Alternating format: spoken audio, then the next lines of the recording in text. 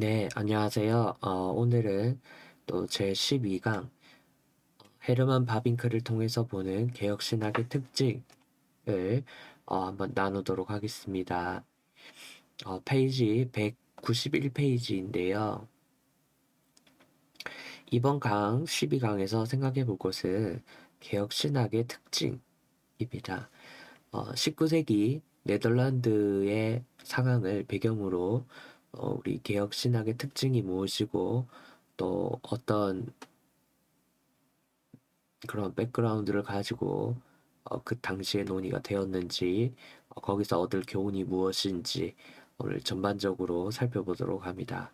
어, 오늘 이야기의 주인공은 헤르만 바빙크입니다.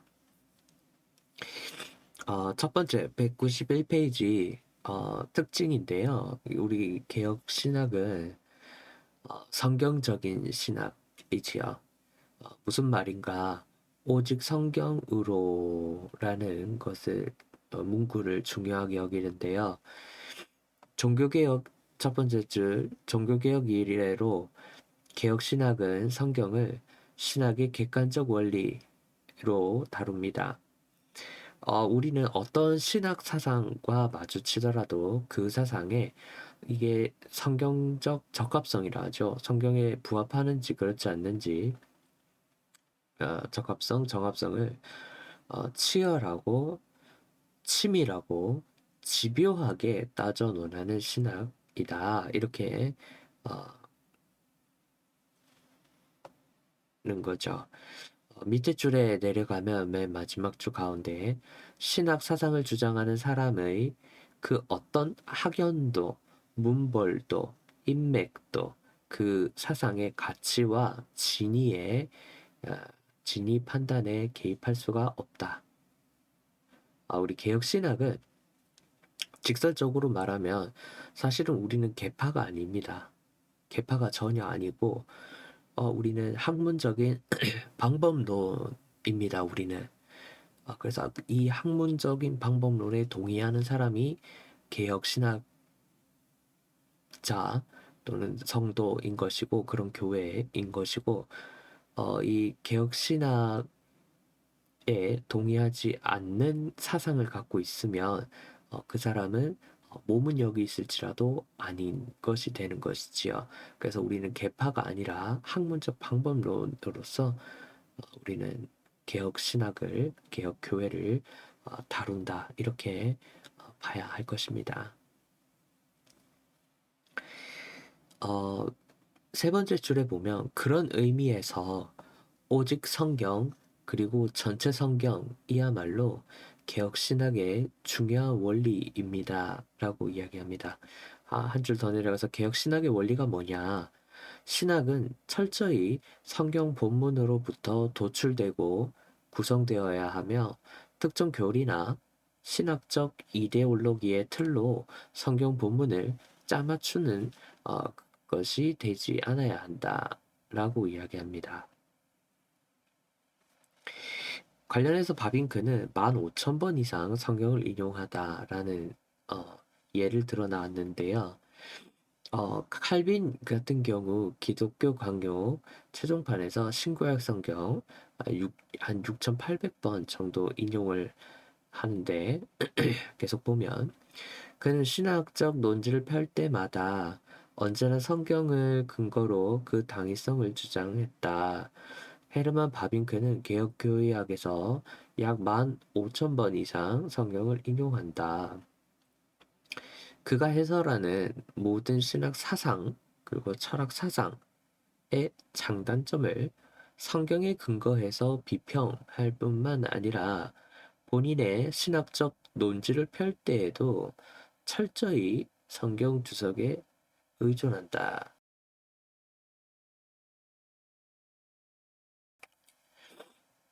그러니까 이런 거죠. 바빙크는 쭉 읽어보겠습니다. 교부 시대부터 자기 시대에 이르기까지 모든 성경 주석에 정통했고 그 성경 주석에 의거하여 개혁교의학이란 책을 구성했다. 이렇게 합니다. 어, 보통 여러 사람들이 다른 사상이나 철학 사상이나 이런 것들을 가져와서 신학을 많이 논합니다. 신학자들도 그렇고 그런데 이제 그렇지가 않다라는 거죠. 우리 개혁교회는 철저하게 성경을 리소스로 합니다. 성경을 리소스로 하고 어떤 외부의 것들을 끌어와서 쓸 수는 있지만 그것에 근거하여서 뭐 어떤 주장을 하는 것은 아니다라는 점은 분명하게 짚겠습니다.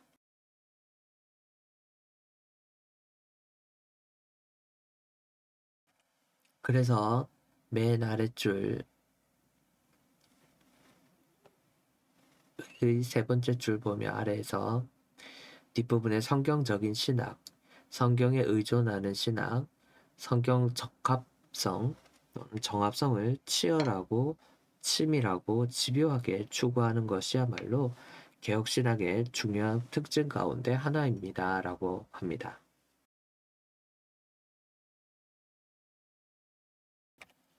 제가 목이 많이 아프네요. 몸이 안 좋습니다. 다음 193페이지에 개혁신학의 특징은 역사적 신학입니다. 고대 신경에 확고히 뿌리를 두면서도 종교개혁 신조에 부합해야 한다라고 되는데요. 무슨 말이냐?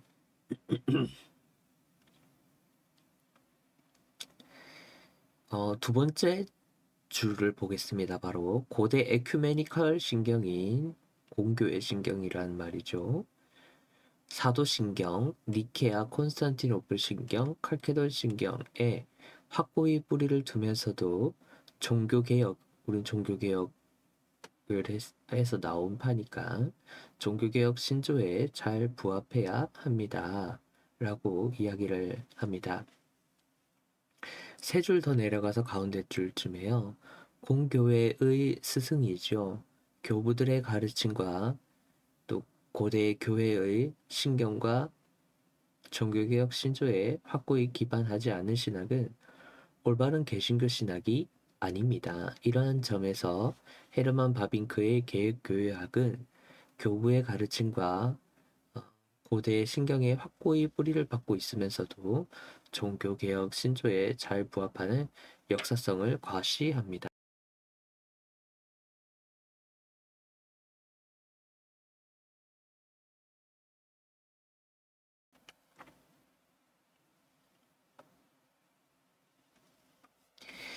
쭉 읽어보면 그 다음 단락이 개혁파 전통에 확고히 기반하되 현실에 적합해야 한다라는 이야기인데요.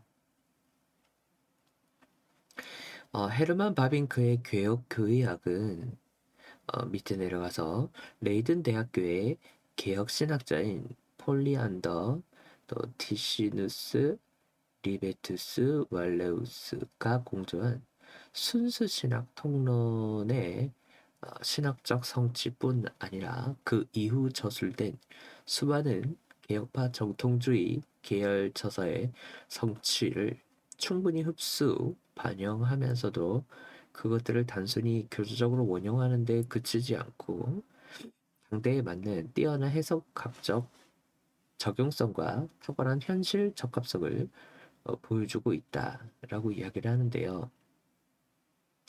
쉽게 말하면 이런 거죠. 우리 개혁교회는 역사성을 갖습니다. 공교의 역사성을 갖죠. 공교의 역사성이라 하면 아주 오래된 우리 예수님께서 말씀을 남기시고 사도들이 그 제자들이 여러 가지 활동을 하고 그 밑에 후 속사도들이 또 여러 가지 활동을 했고 그것들을 여러 가지 이단과 싸워가면서 정립한 것이 고대의 신경이지요. 그 고대의 신경들이 그냥 나온 게 아닙니다. 그때도 인간이고 지금도 인간이고 인간은 똑같습니다. 항상 늘 이상한 말을 하고 이상한 생각을 하죠. 그래서 그런 잘못된 것들을 치열하게 역사 속에서 싸워오면서 정립된 그런 논의들을 그 논의들을 바탕으로 신조들이 정립이 됐고 그 신조들을 바탕으로 우리가 앞으로 점점 더 발전을 해 나가야 한다. 그것이 개혁신학의 특징이다. 역사적인 성격을 갖는다라는 것입니다. 물론 어, 예전 것을 그대로 교의적으로 가져오는 것은 맞지 않지요. 예전에 썼다고 해서 그냥 그 명제 자체를 그대로 지금 현실에 적용한다? 조선시대에 쓰던 말을 주작, 성리학을 지금 한국에 갖다 쓴다? 말이 안 되지요. 그것보다 더 이전에 고조선 시대, 신라 시대에 갖고 있었던 개념을 그대로 가져온다? 안 되지요. 조선 시대 것도 안 되는데 마찬가지로 신학도 그렇습니다. 칼빈 때 쓰던 거, 종교개혁 때 쓰던 거, 종교개혁 이미 엄청나게 오래됐죠. 예, 이제 500년, 그쵸? 다 400년 다 되어가고, 자, 400년 되었고, 그 불과 바빙크도 벌써 100년 전 사람입니다. 100년 전에 있었던 이야기를 우리가 그대로 수용하지는 않습니다. 우리 좀 이따가 살펴볼 텐데 바빙크도 스스로를 비판해라 라는 입장을 나중에 너희가 나를 대할 때에도 그런 비판적인 입장 또 늘 이 말이 맞나 그렇지 않나 늘 따져보고 맞으면 따르고 그렇지 않으면 또 부족한 부분을 메꿔 나가라 이런 이야기를 하죠. 뭐 당연한 거죠. 그래서 이런 역사성을 갖는다. 현실에 적합하게 우리는 대화를 하는 그런 특징을 갖고 있습니다. 그리고 세 번째, 개혁신학은 선별적 비평의 방법을 씁니다. 어, 제목이 바빙크의 학문 진술 방식은 공정하고 신중하며 엄밀하며 객관적이다 라고 하는데요. 첫 번째 줄에 이 개혁 교육학에 나타나는 학문 진술 방식은 대단히 공정하고 신중하며 엄밀하며 객관적이다. 그는 고대로부터 당대 이르기까지 전개된 신학사와 철학사의 여러 사조를 취급하면서 그것들을 대단히 공정하게 다루고 있다. 그래서 이러한 것을 선별적 비평 방법이라 부릅니다. 좀 더 읽어볼게요. 헤르만 바빙크는 선별적 비평 방법을 통해 언제나 열린 자세로 겸손하게 상대방의 말을 경청한 후 공정하게 평가하여 그것의 장점을 수용하고 단점을 걸러내는 방식으로 신학 작업을 수행했습니다. 그렇게 함으로써 195페이지에 역사적 개혁파 신학을 보다 풍성하고 생산적으로 만들 수 있었다. 더 내려가서 마지막 줄.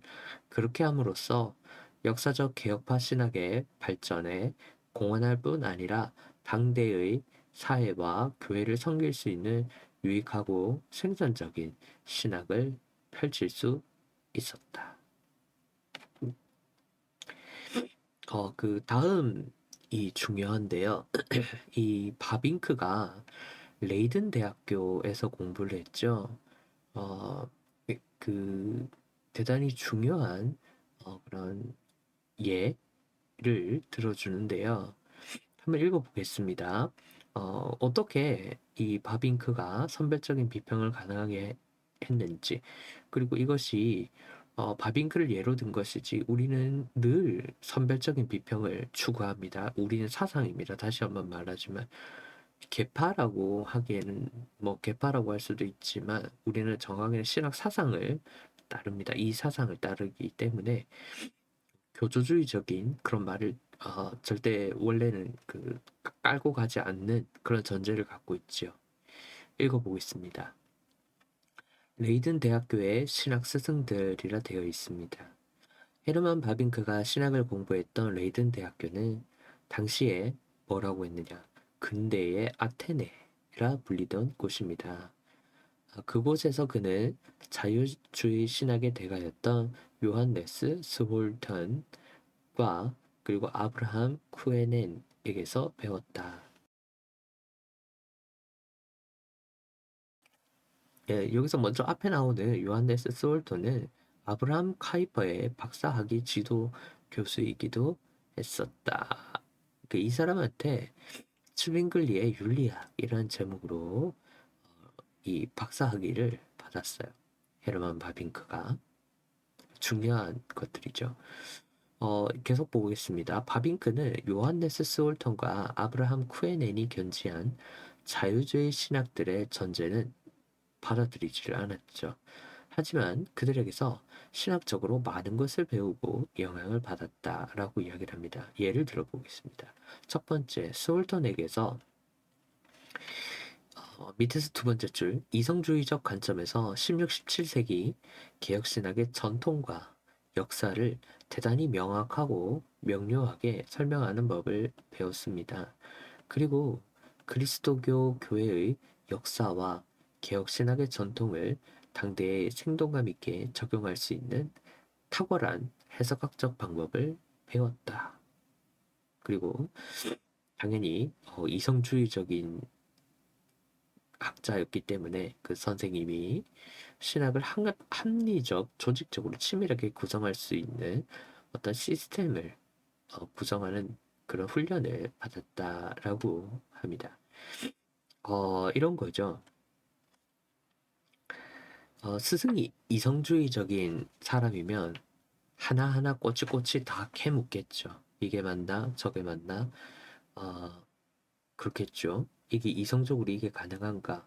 뭐 꼬리에 꼬리를 물고 대충 이렇게 무슨 말인지는 알겠다 라고 넘어갈 수 있고 충분히 공감할 수 있고 그렇지만은 하나하나씩 막 따져나가는 그런 작업들을 어, 해야 했겠죠.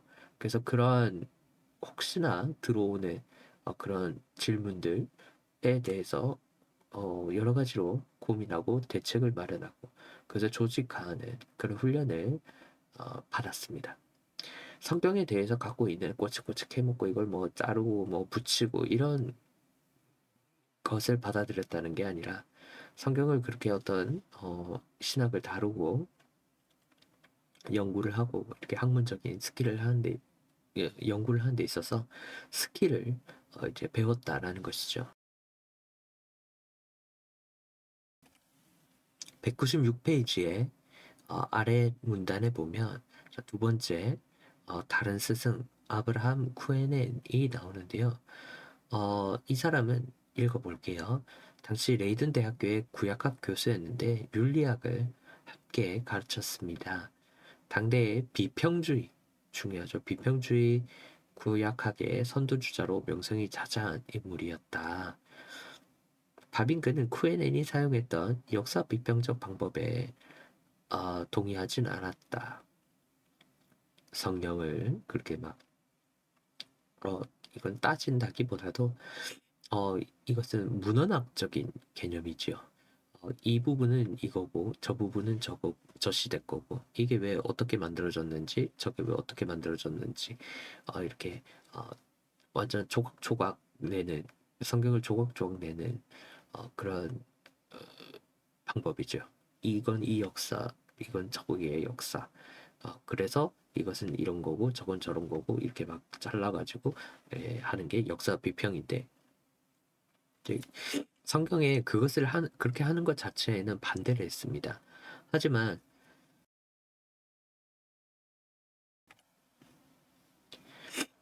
그런 사람 밑에서 이걸 이렇게 이 사람들이 이렇게 하네? 라는 것을 보고 그에 대한 방어 체계를 갖추고 하면은 타산지석에 좋은 그런 지혜가 될 수도 있겠죠. 방어 체계를 갖춤에 있어서 197페이지를 보면 이렇게 나옵니다. 몇 년, 몇 월, 며칠에 무슨 사건이 어디서 벌어졌고 그곳에서 몇 사람이 죽고 몇 사람이 살았느냐. 이와 같이 사실에 관한 진술만으로는 역사로부터 현재를 위한 지혜를 구할 수 없다. 그러므로 역사 문헌을 비평적으로 바라보면서 거기서 의미와 가치를 통찰해내는 역사 비평적인 안목으로 교리사와 교회사와 신학사를 읽어내는 연습을 했다라는 것입니다. 성경을 이렇게 조각조각 내서 이건 이렇게 된 거고 이건 이렇게 된 거고 이 부분은 저 부분이랑 달라 똑같아 뭐 이거는 저건 이런 관계가 있는 것 같아. 이거를 어디다가 대입을 했느냐면 이 연구를 이거에 대해서 방어도 하면서 바빙크는 뭘 했느냐면 신학 자료들이 있지요. 신학 문헌이 있겠죠. 누가 그 성경에 대해서 주석을 써놨거나 또 아니면 어떤 사람에 대해서 어떤 전기 같은 것도 있을 것이고 저작이 있을 겁니다. 그래서 또 신학의 역사적인 어떤 흐름도 있겠지요. 어, 책 자체가 책 자체가 어, 아예 신학의 역사 뭐 이래 가지고 옛날에 여기서부터 이런 그 기록들이 남아 있는 것들이 있죠. 그런 것들은 충분히 조각조각 내서 어떤 관계가 있는지 이게 왜 이렇게 됐는지 그 안에서 분석하는 작업들을 어, 할 수 있습니다. 그래서 바빙크가 이러한 그런 주석들, 역사, 문헌 이런 것들을 비평적으로 조각 내서 배우는 훈련을 잘 받았고 한 점을 중요하게 봐야 합니다. 이러한 것들이 선별적 비평을 우리가 하는 어, 능력을 갖추어야 된다는 거죠. 개혁 신학을 할 때 있어서. 나머지는 이렇게 쭉 읽어보면 되는데요. 핵심은 그겁니다. 바빙크의 서재에 붙어 있던 쿠에넨의 사진인데요. 별거 없습니다. 그냥 바빙크는 어, 개혁 신학을 하면서도 선생님이 자유주의 신학이었습니다. 그러면서 그 자유주의 신학을 하는 사람들에게 그 사람들이 막 잘못되었다 욕하고 이렇게 싸우고 막 그런 게 아니라 배우고는 배우고 잘못된 것에 대해서는 또 그대로 입장을 견지하면서 이렇게 비평을 할 수 있는 그렇게 해서 현실에 적합한 그리고 이론적으로도 완벽한 그런 어, 사람이었다는 거죠. 그리고 그것이 개혁신학을 대표하는 그런 거장이 보여주는 정말 개혁신학다운 신학자다운 그런 모습이다. 선별적으로 비평해야 된다. 받아들일 거 받아들이고 또 저기 할 거는 구분할 건 구분하고 이 이야기를 쭉 합니다. 관련해서 뭐 많이 할 수 있는데요. 쭉 그냥 다 읽어보면 되는데 하나만 어, 이야기를 해보고 싶습니다. 어, 203페이지에 보면 장점은 섭렵하고 단점은 배제하자라는 건데요. 이 해당 부분에 쭉 내려가면 맨 마지막에 이처럼 교의학 작업을 수행할 때 특정한 신학적 입장을 교조적으로 신봉해서는 안 된다라고 분명히 말합니다. 헤르만 바빙크가 우리에게 가르쳐준 선별적 비평 방법에 따라서 어떤 내용이나 사상을 접하더라도 공정하고 주의 깊게 다루어야 하며 선별적으로 비평하여 그 장점을 섭렵하고 단점을 걸러내야 할 것입니다. 그런 자세로 신학을 할 때 우리의 신학 작업은 풍성하고 생산적일 수 있으며 교회와 세상을 섬길 수 있다. 이 이야기를 합니다. 관련해서 또 교수님의 스승님 그 유학을 할 때 이야기도 많이 나오는데요. 어, 어, 코넬리스 판드코이 이 교수님 그리고 에흐몬트 교수 이 이야기를 쭉 합니다. 그래서 핵심은 그거죠. 어, 완벽한 사람은 아무도 없습니다.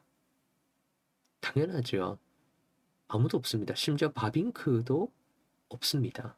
바빙크의 신학도 비평할 수 있습니다. 비판해야 되고. 이것이 개혁주의입니다.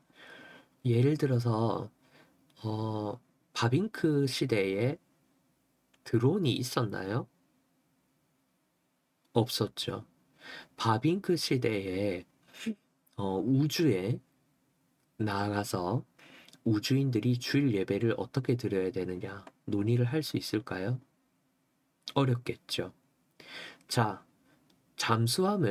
핵추진 잠수함을 타고 뭐 이렇게 길게 자망을 하는 사람들도 있습니다. 또 우주 여행을 갔다 오는 사람들도 있고요. 그런 사람들 어떻게 해야 될까요? 네, 예배를 어떻게 드려야 되죠? 대면 예배 드릴 수 있을까요? 이렇게 지구에서처럼 그런 문제가 있겠죠. 드론도 그때는 없었고요. 전기 자동차에 대해서 어떠한 관점을 가져야 할 것인가? 환경 오염 파괴에 대해서 어떤 관점을 가져야 될 것인가? 그때 바빙크는 그런 상황 속에서 살질 않았지요. 지구 온난화 이런 건 아직 그때는 큰 그게 아니었습니다. 어, 관련해서 여러 가지 지금도 터져 나오는 많은 그런 것 문제들이 또 해결해야 되는 떠오르는 이슈들이 있지요. 자, 그런 것들에 대해서 어, 인간은 딱 그 시대를 살아가기 때문에 늘 선별적인 비평을 필요로 합니다. 그 점을 짚고 넘어가고 싶고 네 번째로 개혁신학은 어떤 특징이 있느냐? 이론과 실천의 유기적인 통일과 하나님 영광의 지향입니다. 읽어보겠습니다. 연결되는 부분인데요. 헤르만 바빙크에 따르면 개혁신학은 이론과 실천의 유기적 통일을 추구하며 하나님의 영광을 지향하는 신학이다.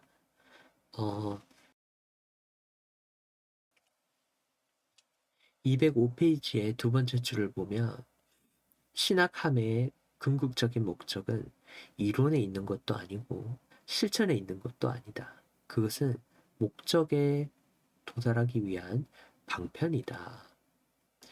어, 신학적 이론과 실천이 공동으로 지향하는 그 궁극적인 목적 무엇이냐?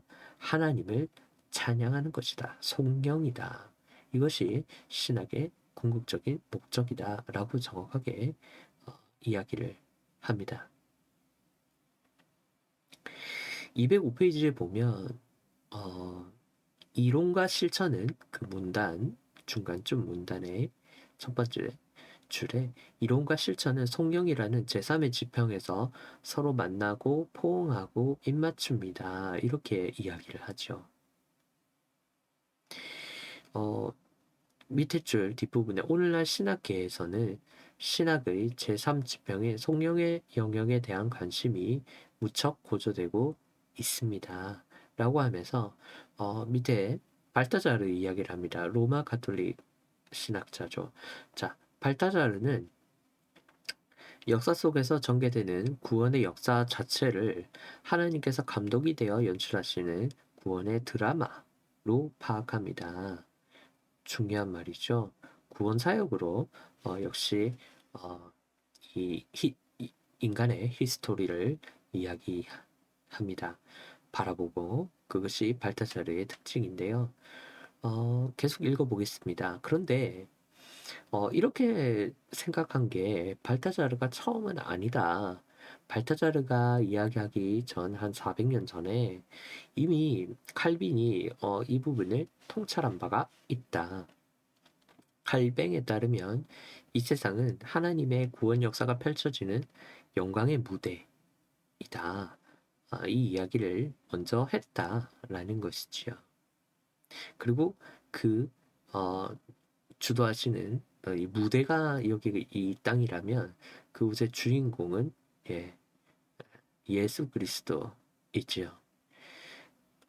어쨌든 이렇게 발타자르가 206페이지의 첫 번째 문단의 두 번째 줄에 보면 어쨌든 이러한 칼빈의 통찰을 체계적으로 심화하고 발전시킨 인물이 발타자르임에는 틀림이 없다. 그래서 쭉 한번 읽어보면 됩니다. 그래서 발타자르에 따르면 구원사의 끝은 하나님 영광의 현실이다. 그러니까 결국에는 어, 구원을 이루기 위해서, 구원이 제일 중요하죠. 그것을 이루기 위해서 어, 하나님께서 무대를 펼치셨고, 그 무대를 보면서 인간은 뭘 해야 된다. 하나님께 영광을 돌려드려야 된다. 라는 것이 어, 영합이 된다는 것이죠. 그 영광으로 소급되는 게 발타자르의 신학적 핵심입니다. 자, 그런데 206페이지 밑에 보면, 그런데 발타자르가 첫 번째 줄에, 문단의 첫 번째 줄에 이러한 신학적 진술을 하기에 50여 년 전에 헤르만 바빙크가 이미 신학의 궁극적 목적으로서 하나님의 영광을 강조했다는 사실을 아는 사람이 별로 없다. 그런 의미에서 바빙크는 모든 시문학적, 미학적, 예술적 신학의 선구자이다 라고 이야기합니다.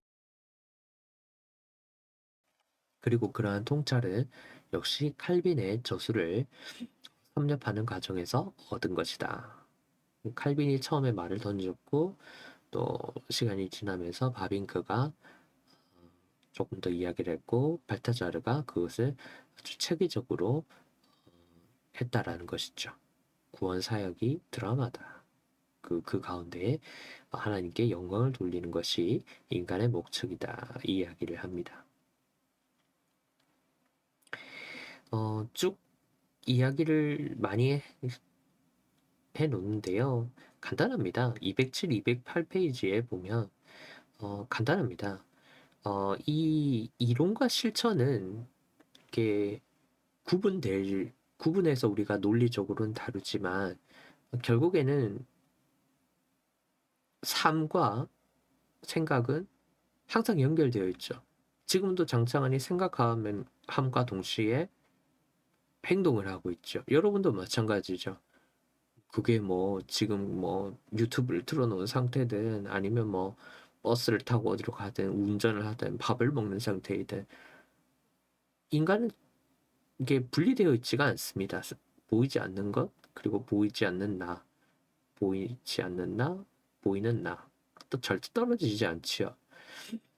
그래서 이런 이론과 실천은 늘 함께 하는 것이기 때문에 절대 이것을 막 따로 구분해 가지고 뭐 배울 때는 배우고 삶을 마음대로 살고 이건 안 된다 이 이야기를 하고요. 그리고 그 가운데에 어, 두 개가 유기적으로 연결되어 있을 때 그 두 개를 이어주는 궁극적인 그 두 개가 향해야 되는 것이 성령이다. 하나님께 영광을 돌리는 것이다. 라는 이야기를 쭉 그냥 길게 아주 길게 합니다. 그리고 그것은 하나님께 영광을 돌려드리는 것은 209페이지에 보면 공교회의 신학입니다. 이것은 우리 개혁교회만 갖고 있는 것이 아니에요. 이것은 우리 동방정교회를 자꾸 빼먹는데 동방정교회가 굉장히 큽니다. 우리 서방교회 또 뭐 로마 가톨릭 우리 개혁 프로테스탄트들이 있지만 서방교회와 함께 동방교회도 역시 굉장히 큽니다. 우크라이나 제가 박사과정 또 배울 때에도 이제 우크라이나 정교회 주교이고 또 러시아도 정교회 그 동방교회가 굉장히 크거든요. 그래서 이런 공통적으로 하나님께 영광을 돌려드리는 것은 우리 동서방 교회를 막론하고 항상 나오는 신학입니다. 그 중에서도 우리는 개혁교회는 특히나 이 영광을 성령을 중요하게 여깁니다. 그렇기에 우리는 지역적인 신학이 절대 아니다. 우리가 갖고 있는 이 강점이 동방교회에서도 충분히 드러나고 정말 중요하게 여기거든요. 성령만 합니다. 동방교회는 예전 자체가 거기에 맞춰져 있고 그것만 합니다. 삼위일체에 대한 영광.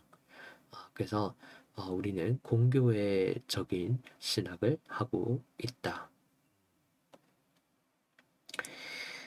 이 점을 우리의 특징을 갖고 있다라고 이야기를 하고 210페이지에 보면 교회의 일치를 추구하는 신학 역시 4번과 이어지는 말인데요.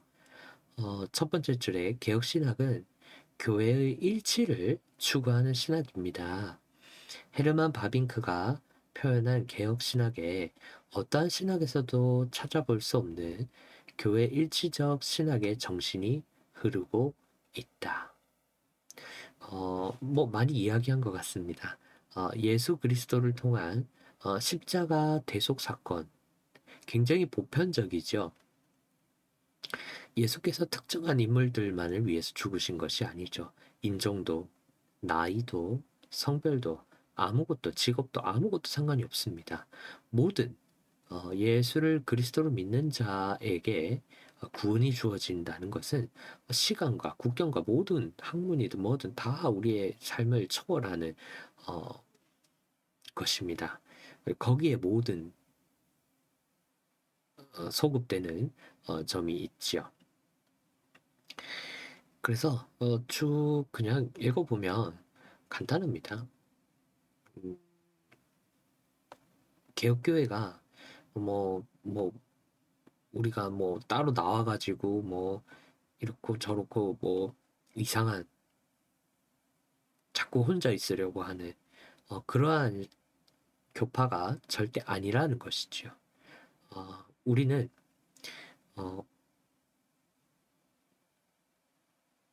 교회의 일치를 여전히 추구합니다. 단지 그 방법론에 있어서 계속 변화되어야 된다. 계속 개혁되어야 된다라는 점을 견지하고 있을 뿐이다라는 것이죠. 굉장히 중요한 이야기를 했습니다. 218페이지 정리하고 마무리하도록 하겠습니다. 우리 헤르만 바빙크의 예를 통해서 개혁 신학의 특징을 살펴봤는데요.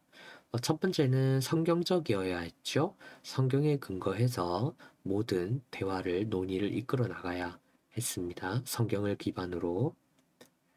두 번째는 역사적이어야 했죠. 공교회에서 다루는 신조 그리고 여러 가지 교부들이 이야기한 것들 그것들을 바탕으로 차곡차곡 이렇게 역사성을 충분히 갖추어야 되고요. 선별적 비평 방법을 우리는 씁니다. 그래서 엄정하게 학문적으로 접근해야 합니다.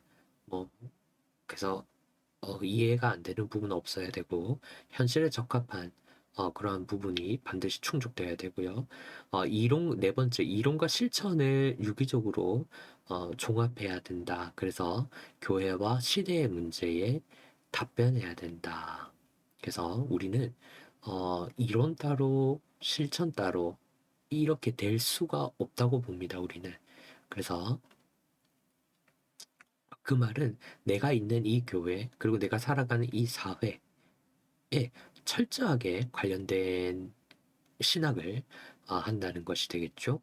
자, 마지막으로 교회의 일치를 추구하는 우리는 공교회적 신학을 가지고 있습니다. 우리끼리만 이야기하는 게 아닙니다. 다른 모든 교파와 다 대화를 하고 또 계속 개혁하고 받아들일 거 받아들이고 비판할 거 비판하고 이런 식으로 점점 더 이렇게 나선형으로 돌아가면서 최종적으로는 우리 종말에 이르기까지 하나님에 대해서 알아가는 신학이 우리 개혁 신학이다라는 특징을 바빙크의 어떤 삶과 또 그의 저술 그리고 있었던 일 네덜란드의 상황을 통해서 최대한 예를 들어가면서 쉽게 설명하는 시간이었습니다. 네, 이상으로 오늘 강의는 여기서 마치도록 하겠습니다. 감사합니다.